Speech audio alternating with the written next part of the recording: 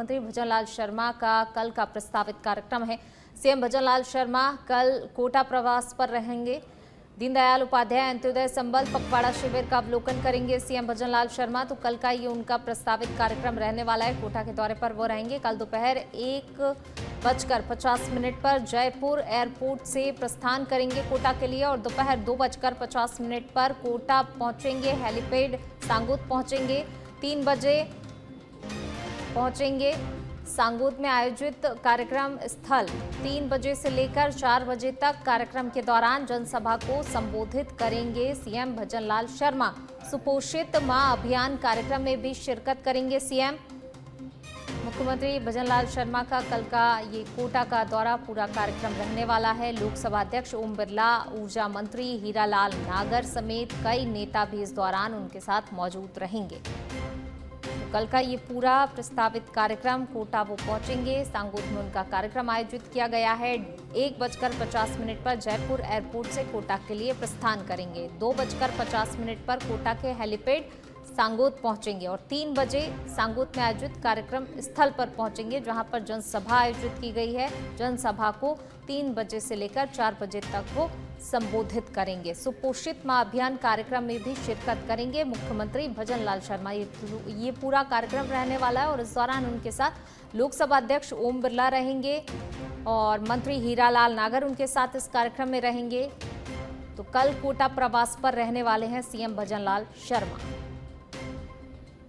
और देखिए, बीजेपी की तरफ से जो है अंत्योदय संबल पखवाड़ा शिविर का भी आयोजन किया जा रहा है। 9 जुलाई तक ये पूरा पखवाड़ा जो है आयोजित होना है और उसको लेकर अलग अलग जगह पर शिविर लगाए जा रहे हैं, आयोजित किए जा रहे हैं। शिविर का निरीक्षण और अवलोकन मुख्यमंत्री लगातार कर भी रहे हैं और इसी कड़ी में कल कोटा दौरे पर रहने वाले हैं।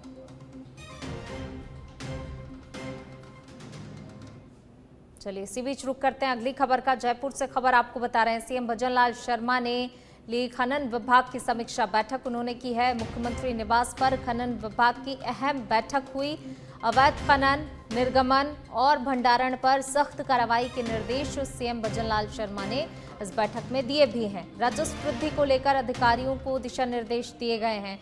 बैठक में संबंधित विभागों के वरिष्ठ अधिकारी इस दौरान मौजूद रहे। तो महत्वपूर्ण बैठक सीएम भजनलाल शर्मा ने ली है। खनन विभाग की बैठक यहां पर की गई, समीक्षा बैठक की गई और इस दौरान राजस्व वृद्धि को लेकर अधिकारियों को दिशा निर्देश यहां पर सीएम भजनलाल शर्मा ने दिए हैं। कई विभागों के अधिकारी इस बैठक में शामिल हुए। तो महत्वपूर्ण बैठक आयोजित की गई थी जिसमें कई विभागों के अधिकारी यहां पर शामिल हुए। राजस्व वृद्धि को लेकर अधिकारियों को दिशा निर्देश दिए गए। चलिए, रुक करेंगे अगली खबर का। जयपुर से खबर आपको बता रहे हैं। नेता प्रतिपक्ष टीकाराम जूली की पुत्री की सगाई का कार्यक्रम। मुख्यमंत्री भजनलाल शर्मा ने कार्यक्रम में शिरकत की है। टीकाराम जूली की पुत्री और दामाद को आशीर्वाद दिया है। कॉन्स्टिट्यूशन क्लब जयपुर में सगाई कार्यक्रम आयोजित किया गया, जहां पर सीएम भजनलाल शर्मा पहुंचे और बेटी और दामाद को उन्होंने आशीर्वाद दिया। ये तस्वीरें नेता प्रतिपक्ष टीकाराम जूली की बेटी की सगाई का कार्यक्रम, जिसमें सीएम भजनलाल शर्मा पहुंचे और दोनों को आशीर्वाद दिया। कॉन्स्टिट्यूशन क्लब जयपुर में सगाई का कार्यक्रम आयोजित हुआ। तो टीकाराम जूली की बेटी की सगाई का कार्यक्रम था। बेटी और दामाद को उन्होंने आशीर्वाद दिया। कॉन्स्टिट्यूशन क्लब जयपुर में सगाई कार्यक्रम संपन्न हुआ है। चलिए, बढ़ेंगे आगे। बात अजमेर की करेंगे, जहां इस्कॉन मंदिर की ओर से भगवान जगन्नाथ की भव्य रथ यात्रा निकाली गई है, जिसमें श्रद्धा और भक्ति का अद्भुत संगम देखने को मिला है। यात्रा की शुरुआत केसरगंज से हुई, जहां बड़ी संख्या में श्रद्धालु एकत्रित हुए। भक्त भगवान जगन्नाथ, बलराम और सुभद्रा के रथ को रस्सियों से खींचते हुए भजन कीर्तन करते आगे बढ़े। यात्रा के दौरान राजस्थान विधानसभा अध्यक्ष वासुदेव देवनानी ने भी रथ यात्रा में भाग लिया। देवनानी ने रथ के आगे झाड़ू लगाकर सफाई की और रस्सी पकड़कर रथ खींचा। तो देखिए, विधानसभा अध्यक्ष वासुदेव देवनानी ने जो है रथ यहां पर खींचा और वहीं रथ यात्रा को लेकर जो आम श्रद्धालु थे, सभी में खासा उत्साह है यहां पर सभी के अंदर नजर आया।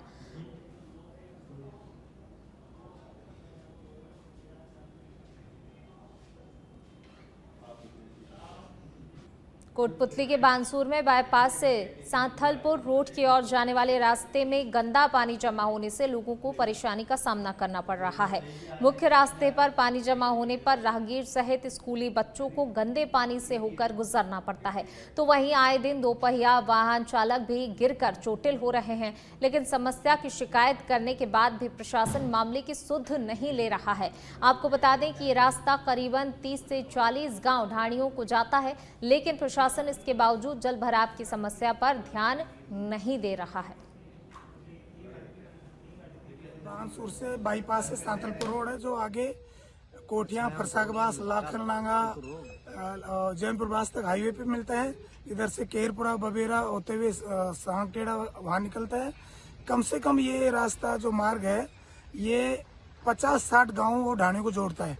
और ये पिछले 5 साल से इस रोड की ऐसी हालत बनी हुई है कि पब्लिक कोई भी पैदल तो आ ही नहीं सकता। राहगीर बड़े दुखी हैं। 1500 हर दिन विद्यार्थी, छात्र छात्राएं इसमें आते हैं, कपड़े गंदे हो जाते हैं, वापस घर जाते हैं या दूसरी ड्रेस लेके आते हैं। शासन प्रशासन नींद में सो रहा है, कोई जागता नहीं है। नगर पालिका इसमें कचरा डाल के इसको अवरुद्ध कर रही है और पीडब्ल्यूडी विभाग को बार बार कह दिया, वो इसकी सुध नहीं ले रहा है। तो आप ये देख सकते हैं, ये भी साधन बचने की जगह भी नहीं है। और चूंकि सभी बहुत ज्यादा परेशान हैं, तो मेरी शासन प्रशासन से करबद्ध निवेदन है कि इस रोड को अतिशीघ्र ठीक किया जाए। नगर पालिका रोड बना नहीं सकती तो केंद्रीय मंत्री भूपेंद्र यादव ने भिवाड़ी में जल भराव की गंभीर समस्या और सफाई व्यवस्था को लेकर औचक निरीक्षण किया।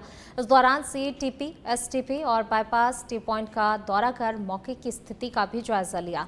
निरीक्षण के दौरान यादव ने कहा कि दूषित जल भराव भिवाड़ी की प्रमुख समस्याओं में से एक है, जिसे दूर करने के लिए पिछले 1 वर्ष से प्रशासन के साथ मिलकर प्रयास किए जा रहे हैं। उन्होंने बताया कि इन प्रयासों से काफी हद तक सुधार हुआ है और आगामी 1 वर्ष में ये समस्या पूरी तरह से समाप्त कर भिवाड़ी को स्वच्छ और सुंदर शहर के रूप में विकसित किया जाएगा।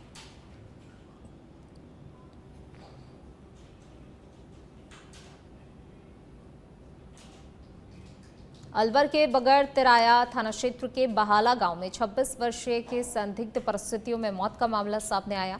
मृतक के परिजनों ने आरोप लगाया कि गांव के ही अतुल नामक युवक और उसके 4-5 साथियों ने पहले पृथ्वीराज के साथ मारपीट की, फिर जबरन बाइक पर बिठाकर कहीं दूर ले गए और पूरी रात उसे बंधक बनाकर रखा। परिजनों के अनुसार सुबह करीब 6 बजे पृथ्वीराज अचेत अवस्था में घर लौटा और चौक में गिर पड़ा। आनन फानन में उसे अलवर के जिला अस्पताल लाया गया, जहां डॉक्टरों ने उसे मृत घोषित कर दिया।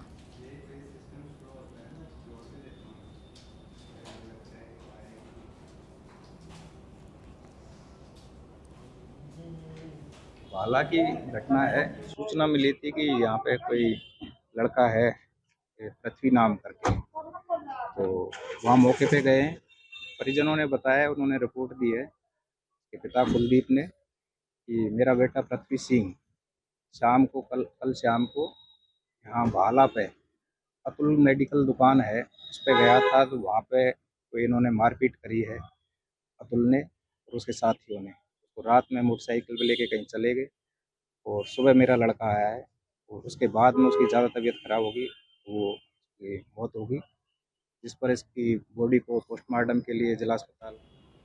कांग्रेस के भवन में अब नींव की ईंट लगेगी। जयपुर के मानसरोवर में नया भवन बनने जा रहा है। 23 सितंबर 2023 को शिलान्यास हुआ था। कांग्रेस अध्यक्ष मल्लिकार्जुन खड़गे और राहुल गांधी ने शिलान्यास किया था। मानसरोवर के शिप्रा पथ पर करीब 6000 वर्ग मीटर जमीन पर दफ्तर बनेगा, जिसकी नींव आज रख दी गई है। देखिए रिपोर्ट।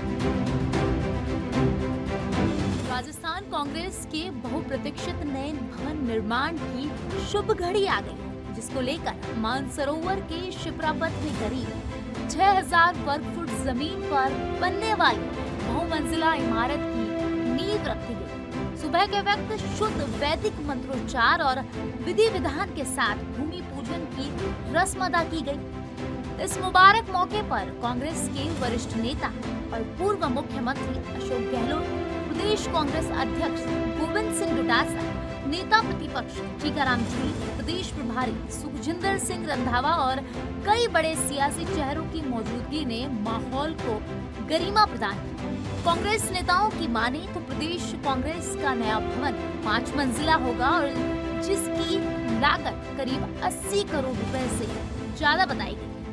कांग्रेस का यह दफ्तर आधुनिक जरूरतों की सुख सुविधाओं से लैस होगा।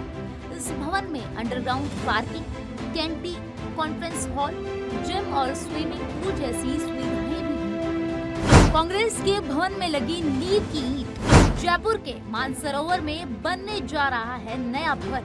23 सितंबर 2023 को हुआ था शिलान्यास। कांग्रेस अध्यक्ष मल्लिकार्जुन खड़गे व राहुल गांधी ने किया था शिलान्यास। मानसरोवर के शिप्रा पथ पर करीब 6000 वर्ग मीटर जमीन है दफ्तर के लिए। करीब 80 करोड़ की लागत से बनेगी मल्टी स्टोरी बिल्डिंग। कांग्रेस ने अपनी सरकार रहते शुरू नहीं कराया काम। अब विपक्ष की भूमिका निभा रही कांग्रेस कराएगी भवन निर्माण। एआईसीसी ने फंडिंग के लिए पीसीसी को दे दी हरी झंडी। पिछले दिनों इसी मसले पर कांग्रेस कोषाध्यक्ष माकन से मिले थे डोटासरा।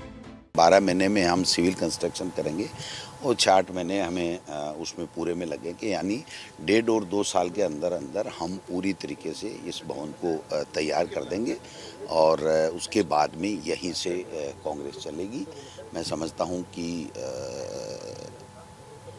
जैसे जैसे कांग्रेस कार्यकर्ताओं का जैसे उत्साह देखने को मिल रहा है कि जब भवन की एक बैठक हुई थी तो सब लोगों ने आगे बढ़ करके मदद करने के लिए, भवन के लिए देने के लिए।